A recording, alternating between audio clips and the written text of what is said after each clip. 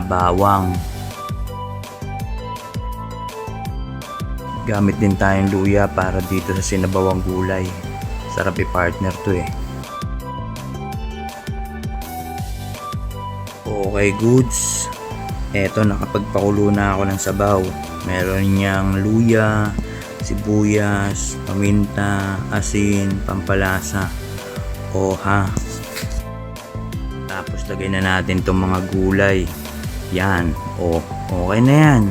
Takpan na natin. Bye guys. See you on my next vlog.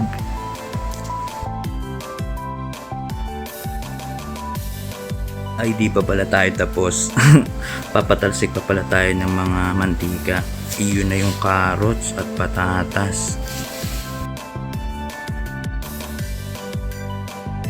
Eto, piprito-prituhin lang natin to para lumambot. Di kasi to pwede isabay sa hipon eh. Hindi maganda kakalabasan.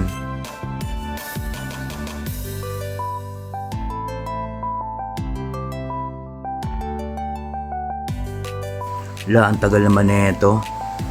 May lakad pa ako, pwede na yan.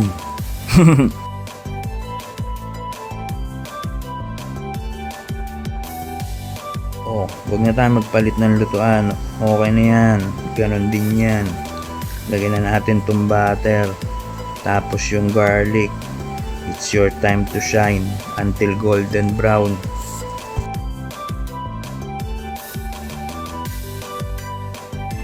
Ayan na yung hipon. Paks. Ay, hindi pala golden brown yung bawang. Medium rare lang. Tapos lagyan na natin ang pampalasa dyan. Ginamit ko half na beef cubes. Yan, lagyan na rin natin ang paminta, asukal, asin, tas halu-haluin ng konti. Hinay-hinay lang sa paghahalo. Baka kung ano mangyari.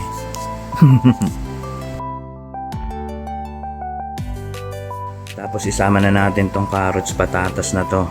Haluin natin ng konti, tsaka natin takpan.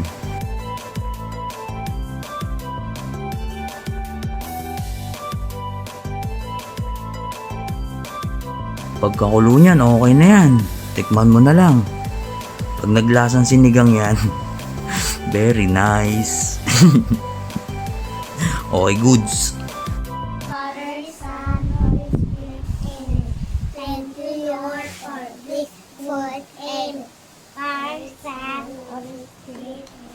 Tara, kain tayo.